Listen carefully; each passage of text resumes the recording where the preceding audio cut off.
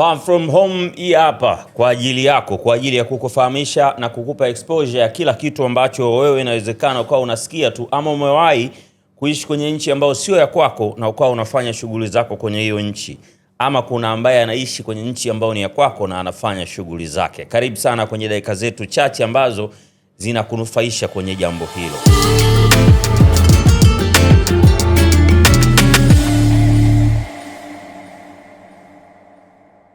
Leo liko na dada anaitwa Sylvia. Yeye anatokea pale pale Congo DRC. Am I right? Yes. Nifundishe Kifaransa kidogo. Tuanzie wapi? Tuanzie kwenye salamu ili niweze nikitua pale Congo nijue kabisa namna gani ya kumsalimia binti. Aya, kwenye salamu nakuja tu bonjour. Bonjour. Bonjour. Bonjour. Maana yake? Ni kama unaweza kumwambia mtu hi, mambo poa. Ndio hivyo. Ndio maana wana wengi wanapita nayo. Ila bonjour mara nyingi ni asubuhi. Morning. Bonjour. Inaanzia na asubuhi. Bonjour. Mchana? Bon après-midi. Bona? Bon après-midi. Ulimi wangu. How do you feel kwa Tanzania na kufanya shughuli zako? Kwa Tanzania na feel good kwa sababu Tanzania ni sehemu ambayo nilikuwa napenda sana kufika. Na nilipofika Tanzania nilienjoy mpaka sasa hivi na enjoy by the way. Nini una enjoy sana sana? Sana ya production, mara nyingi videos kama hivi podcast. Una enjoy sana. Hakuna kule Kongo au hakuna nafasi kubwa ya kufanya hivyo? Ndio. Nafasi kubwa ipo ila sio sana. Unaona hapa Tanzania kuna media nyingi, kuna productions nyingi. But kwetu Bukavu zipo ila sio sana. Zipo ila sio sana kama huku. Sio kama huku. Nini ambacho nikifika Bukavu nitaenjoy sana? Ukifika Bukavu, hali ya hewa. Bukavu kuna hali ya hewa fulani, utahisi kama ni KAC fulani. Hamna joto sana kama hapa Tanzania. Kama hapa Dar. Mimi naomba unitoe shamba. Okay. Kwa Tanzania mzunguko mikoa mingapi? Tanzania Dar es Salaam, Kigoma, Mwanza, Morogoro. 4. Yeah. 4. Bukavu kwa Kongo. Kwa mikoa ambayo umetembea Tanzania ni kama mkoa gani? Mikoa ambayo sema Bukavu kwenyewe ni kama kidogo Mwanza kidogo. Yeah. Kwa sababu hali ya hewa ya Mwanza ni kama ya Bukavu. Mwanza hamna joto kama Dar es Salaam. Na pia kuna samaki sana, kuna dagaa. Bukavu pia zipo. Zipo hivyo hivyo? Yeah, hivyo. Hapo umenipa mwanzo. Ni kwa namna gani ambavyo Sylvia mnaziona fursa mkiwa kwenye nchi zenu kuziona fursa kwenye nchi zingine mpaka mnakuja kuzitumia?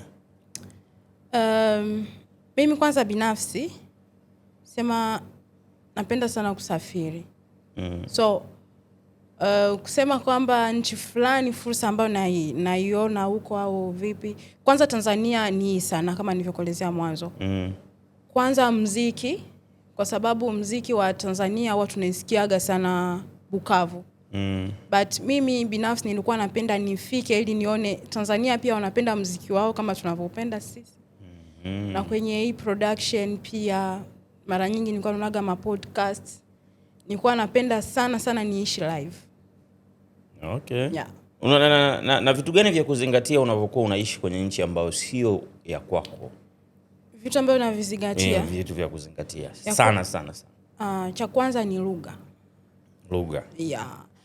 So ukifika sehemu inabidi uongee, yani ujue kuongea. Ujue kuongea lugha yao, ujue utauliza nini kitu ambacho unakihitaji. So cha kwanza ni lugha kwanza na utamaduni. Utamaduni wao. Wewe utamaduni gani unajua huko? Hapo sasa. Maana una Kiswahili kimenyooka, mpaka na wasiwasi wewe sio Mkongo. Sema muda mwingi nachanganya maneno. Sio kwamba najua Kiswahili kiivo. Ila kuna maneno. Mimi niulize kwanza utamaduni kiwali, sio utamaduni nini? Ujui utamaduni nini? Culture. Hiyo culture ya, culture. Sema zamani mimi nilikuwa najua Tanzania hamna hizo lugha. Hizi makabila. Ulikuwa ujui. Ulikuwa unajua Kiswahili. Nijua tu Kiswahili, wanaongea Kiswahili popote. Ila nilipofika Mwanza nikasikia lugha fulani, sijui nini. Kisukuma. Alafu na Kigoma kuna lugha fulani. Kinafanana kidogo na Kirundi. Sijui Kirundi, sijui Kinyarwanda. Hivyo hivyo. Wakiongea kidogo na hisi kama nasikia Kinyarwanda. Ndio maana nilikuwa napenda yani nijue kidogo, hata kama sijajua ila nitajifunza. Imekuchukua muda gani kujua Kiswahili? Kujua Kiswahili? Najua Kiswahili tangu Bukavu naongea Kiswahili, sio kama Kiswahili cha Tanzania. But kwa kweli kujua Kiswahili hapa jinsi ninavyoongea Kiswahili cha Tanzania. It take time. Sababu unajua Kiswahili kina engo ya kukijua. Ukiwa umetoka nje. Yaani ukiwa kwa mfano wewe si Mkongo. Inawezekana kwenye kutongozwa ndo ukakijua vizuri. Wewe ulikijulia kwenye engo. Kwa nini tena kutongozwa jamani? Si binti bana. Kwa nini kutongozwa tu? Si uelewe sasa, ili ueleweshwe. Kwa nini hujasema kwenye interviews fulani mpaka kutongozwa? Sio kokote tutaenda. Wewe ni binti mrembo. Uanzie huko Kiswahili ulipenyaje mpaka kujua. Kwa sababu umjua Mkongo ambaye anajua kutumia neno kiivo. Maana yake ni ameelewa hilo neno katika mazingira fulani hivi, sio ya kawaida, sio ya kiofisi. Sema niliishi sana na Watanzania. Nilivyokuwa nakaa, nilivyofika Tanzania, wote walikuwa Watanzania. So muda wote nilikuwa tunaongea nao. Asubuhi, mchana, jioni nipo nao. Wanaongea Kiswahili, mimi nawasikiliza. Kiswahili cha hapa Tanzania. Hata mimi nikiongea Kiswahili cha Kongo wananicheka. Hapo nilikuwa napata hasira, nikasema inabidi nijue Kiswahili cha Tanzania fast. Hiyo kitu nini ilinitokea hiyo? Kweli? Ilinitokea wakati nilikuwa na Kiswahili cha Kiarusha. Alafu nikaja chuo Dar es Salaam. Kwa nikawa na lafudhi. Unajua kuna lugha alafu kuna lafudhi. Ndio. Lafudhi ya Kikongo kuna muda inaweza ikakufanya watu wakakuchukulia kama wakakuchukulia kama kituko. Kwa kweli. Nini kilikuboa for the first time wakati unajifunza Kiswahili? Kilichoniboa for the first time, nakumbuka Twende. Nini ilikutoa kwenye mstari? Hata aibu. Nakumbuka mara ya kwanza nilipofika Tanzania ilikuwa mwaka wa 2023. Nilikuja na rafiki yangu. Mwanaume mwanamke? Mwanamke. Alafu nilikuwa na shida ya ndala tu za kuingia bafuni. Nikamwambia mtu ambaye tulikuwa na alikuwa tusaidia kwenye matembezi, nikamwambia na shida ya ndala, inabidi ninunulie. Sijasema ndala, kuna neno nilisema ila ulisema ni malapa tofauti. Au ulisema sendo? Nisema mapapa. Unajua kwetu malapa ndo mapapa. Afu nikamwambia Kongo malapa ni mapapa. Afu nikamwambia mimi na shida ya mapapa. Kashtuka kaniangalia. Wewe una nini? Na shida ya kaniangalia. Alikuwa anatembeza gari, akapiga brake kabisa. Kajuka kaniangalia, una shida mapapa? Niambia hivi uko na mapapa ndo nini? I say uliingia vibaya. Najua Tanzania wasanielewa tayari. Nakamwambia wewe, huko inaitwa malapa, sio mapapa. Aliponiambia maana ya mapapa. Sema basi. Lakini ukapata malapa. Nimepata malapa. Sio mapapa. Okay, sawa. Extra from unachofanya, nini ambacho unakiona bado ni fursa na unatamani kuifanya Tanzania? Ninachokifanya sasa hivi na sema bado naendelea kujifunza ni kwenye production. Yaani kwenye production kama ya vipindi, ya movies. Naendelea kujifunza sasa hivi kwa sababu naona kwa upande wangu kuna fursa. Nasema kuna fursa cause Nimesomea multimedia. Okay. Na tunavyojua sana kwenye chuo hatuna practices nyingi sana. Na nilipofika Tanzania nikaona kuna hiyo fursa ya kujifunza tena zaidi na zaidi. Yeah. Ndio hicho ambacho unataka kufanya, especially kwenye movie zaidi. Yeah. Kwenye movie unaona kuna gap gani ambalo unaweza ukalifeed kwa Tanzania? Kwenye movie? Sijui kama sijaelewa vizuri. Kwenye movie unaona kuna gap gani ambalo unaona kwamba hapa mimi nikiingia na kaa? Kwanza kwenye movie sijui kama naweza kuwa kwa mwigizaji. No. But kama nilivyokueleza kwenye production, labda under director. No. Kwenye crew nzima production kuna ma-director, kuna ma-producer, kuna scripter, but napenda sana kuwa upande huo. So sijui nielezeje. Sio mbele ya kamera. Hata ukielezea Kifaransa wewe elezea. Na hivyo kukaa nyuma ya kamera but not mbele ya kamera. Sio front. Yeah, nyuma ya kamera. Nafasi ya mwanamke Kongo na Tanzania kwenye masuala ya tasnia ambayo unafanya ikoje? Tofauti yake? Kongo pia wapo, but Bukavu wanaume ndo wapo sana. Mafotografa wapo ndio, ila sio kiivo. Mafotografa ambao wanaweza kuwa Bukavu wa kike, wanaweza kuwa kwenye journalist, but sio mtu ambaye yupo kwenye nyumba ya sanaa ambaye anapiga picha nini. Sio sana. Why? Sijui, labda wanachukulia tu ni wanaume ndio wanapaswa kufanya au nini. But kwa sasa kuna crew za wanawake ambao wameanza kuidevelop Bukavu na Goma. Wameanza yani wameanzisha. Ni owners au ni part of the team? Kwa sababu mimi naongelea owners. Yaani nazungumzia nafasi ya mwanamke ambaye anapewa kipaumbele. Kwa mfano tukisema Tanzania, tunakuweka kwenye listi kwa sababu ya kuwepo hapa. Okay. Umeelewa? Mimi nazungumzia utofauti wa Kongo na huku. Mwanamke anapewa nafasi gani kwenye hii tasnia? Oh. Okay. Wanapewa nafasi ndio ya naona subiri nianze nyuma kidogo. Kwa sasa kuna asilimia sijui 70 ama 60 ya projects nyingi huwa wanasema wanawake sijui wanapewa kipaumbele. Wanapewa vipaumbele sana wanawake. Na kwenye formation nyingi sana za upigaji picha, video nini, unakuta pia wanaandika hivyo hivyo. Mwanamke anaweza katuma sijui CV yake mbele, mbele hapo sana naanza kuchanganya. Mfende Kiingereza, Kifaransa, Kiswahili vyote vinaruhusiwa. Yeah. Anakuja après ndo after mwanaume. But yule mwanamke wanampa fursa kwa sababu wanajua wanawake wengi hawaingii sana kwenye hiyo sanaa.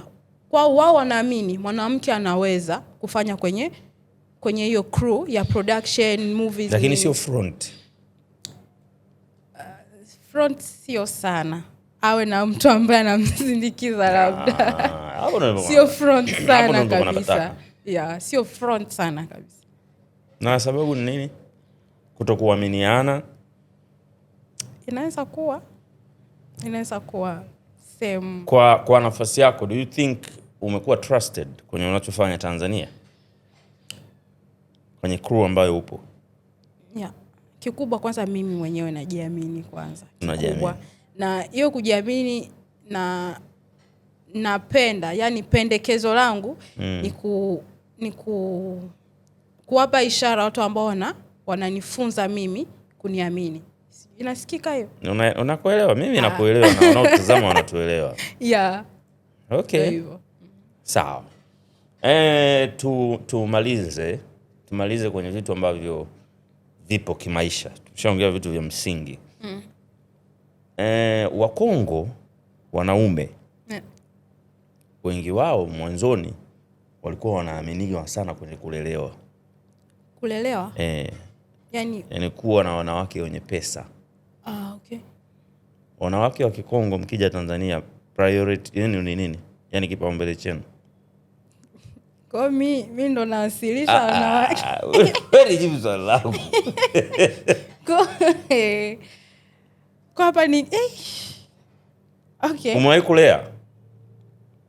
Kulea? No. Kumlea mwanaume? Kumlea mwanaume? Yaani mwanaume wa Kitanzania akae ndani kwako na mkaishi naye na kwa unamhudumia kila kitu? No. Hujawahi kufanya kwa Tanzania? Kongo? No. Hujawahi pia. Nini kimekudisturb kwenye relationship Tanzania?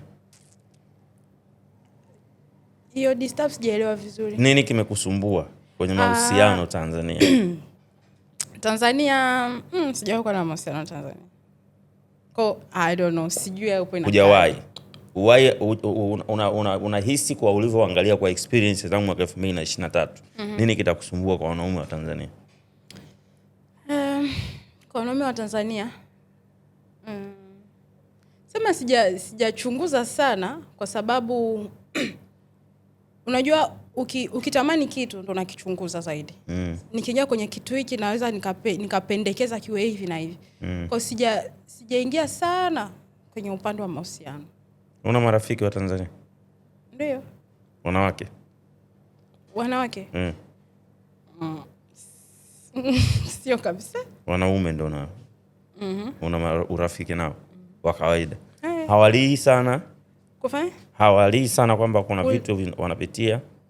Kama hawalii sana? Yaani hawakuelezei sana kwamba kuna vitu wana pass by? So kwenye story tu kwamba bana ndio changamoto za maisha wanazoelezea. Sasa ndio hicho ninachotaka wewe umejifunza nini kwenye story wanazokuelezea? Okay. Cha kwanza ila jamani nawaombeni nikitoka hapa marafiki zangu. Kutoka hapa. Si unaelezea ambacho umeexperience kwenye nchi ambayo unafanya shughuli zako. Okay. Cha kwanza kwa upande wangu, yani kwa uelewa wangu, wengi kabisa wanalalamika kuhusu kutoa hela. Hela? Ndio issue. Kutoa hela. Kwa mwanamke sio kutoa hela matumizi yao wenyewe binafsi.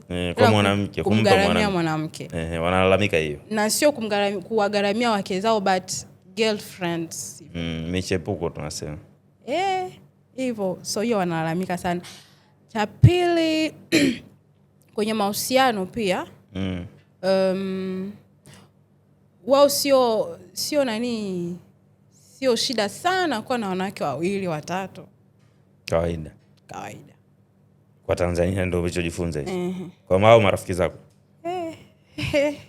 Leo na case. Sasa kwa sababu sisi ni mgeni wetu leo kwenye Far From Home na ni binti kutoka Congo DRC. Kuna vitu vya kawaida sana ambavyo tukivizungumza watu wanaweza wakahisi Castro mbona kwenye Far From Home unaongea vitu vya ajabu. Bei ya kusuka Congo na Tanzania. Bei ya kusuka.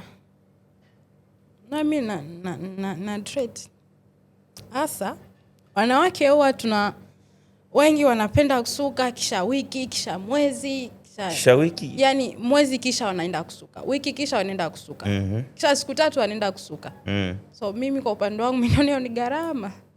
Kongo hata kwetu pia ni gharama kusuka. Mimi nataka bei. Bei? Ya Kongo kusuka. Inategemea kwanza na nywele. Twende Kilioni Mungu wangu. Kusuka kawaida tu ile umesuka rasta zile. Minyoosho yote ambayo unaiona. Naomba price. Hata 2000 unaweza ukasuka. 2000 ya huku. Pesa ya Kongo na hapa ni kama vinalingana kidogo. Kwa sababu sasa hivi kwenye rate ya dola. Dola moja sasa hivi Kongo na hisi ni 2800. 2800 dola moja. 2800 kasoro. Hivyo. Hapa kwa sasa I think ni 2600 500. So kwa hiyo 300 100 ngapi sio kesi sana. But nyosho Kongo sasa hivi unaweza kupata 2000 3000 ya Tanzania. Ya Tanzania. Rasta 3000. Rasta hata kwenye 70,000 hata laki. Ya huku ya kule. Ya huku. 70,000 rasta ya Kongo. Mahari hapo sasa, yaani mahari naweza kusema kwa sasa pia inategemea na familia. Kongo mnavyopenda kuvaa. Shingapi? So Kongo mara nyingi wanaenda kwenye system ya ng'ombe. Kwaona Kongo ni vya ng'ombe tena? Kama huku. Ndio maana ulienda Mwanza. Kwa nini? Zino kwenye ng'ombe huko? Ng'ombe wanga? Ndio maana nikwambia nategemea na familia. Sawa, mimi nichambulie katika mazingira matatu tu. Kuna mtu anatamani aende kwenu. Yaani aende Kongo na yeye. Ndio najaribu kumrahisishia hapa. Okay. Kuna familia ambazo zinaomba hata ng'ombe 10 ambapo ng'ombe moja yani inaweza ikawa kwenye mashilingi, nitaweza kweli $500. $500 ng'ombe mmoja? $500 milioni moja. Zungumza kwenye hela ya Tanzania. Milioni moja I think. Milioni moja. Kwa sababu milioni moja. I don't know. Kwa hiyo ng'ombe, familia zingine, yani familia asili kabisa inataka ng'ombe wangapi? 2. Ng'ombe 2. Kwa mfano kwenu? Kwetu? Kwa nini kwetu? Kuna mtu anakuangalia saizi ameshakuzumu hapo kila kitu. Kwetu andae tu 10 tu. 10 tu. Hayo unajua home muda mwingi wanaangalia elimu ya mwanamke. Elimu. Ndio kitu wanaangalia huko Kongo. Mwanamke alisoma hajasoma. Wanaanza kasoma pale. Wanaangalia yani mzazi anaangalia mara nyingi gharama alizotumia. Amesomea wapi? Sijui ameenda nje ya nchi. Sijui amesoma chuo. Ndio wanaicompile kwenye mahari. Jesus. That is Congo. Yani hiyo ndo mwanzo kabisa. Mwanangu nimemlea, nimemsomesha kama ni nje ya nchi, amesoma pia chuo hata degree. Afuja kunipe yani ng'ombe 2 kabisa. Kumbe ndo Kongo mko hivyo. Muda mwingi ni hivyo. Sawa bana Sylvia, tunashukuru kwa kuwa na wewe kwenye Far From Home. Kuna kitu ambacho ulikuwa unahitaji kutuambia labda hatukijui ambacho umejifunza Tanzania ama umejifunza ukiwa nchini kwako Kongo unataka na sisi tukifahamu? Of course hapa Tanzania nimejifunza vitu vingi na kama nilivyosema kwenye sanaa ya production nimejifunza sana kupitia director Chuma wa Bongo Brothers na Nito. Wamenilea sana kwenye production. Kifaransa hapo kitaka kudondoka. Yani wananielekeza inatakiwa kufanya nini na nini kwenye production ili uko mbele nisije ukateleza. So nimejifunza sana hicho kitu, na kwenye upande wa Kongo na Tanzania na hisi hatuna vitu vingi sana tofauti. Hatuna vitu vingi sana tofauti. Tunatofautiana viuno tu. Aya. Bolingo. Wewe umewaza nini? Hamna, sijawaza chochote viuno kweli. Sisi tunashukuru sana kwa kuwa na sisi kwenye Far From Home. Kana sisi kwenye dakika zote hizi ambazo waga unatupa mamlaka ya wewe kututazama. Next time, mimi naitwa Casto Dickson, unaweza kuniita mzee vizuri. Nilikuwa na Sylvia kutoka Bongo Brothers Limited. Yeye ni mwanadada ambaye anajihusisha na production. Anafanya vitu vingi, lakini hivyo ambavyo amesema yeye ndio ambavyo unatakiwa uvizingatie. Bye bye.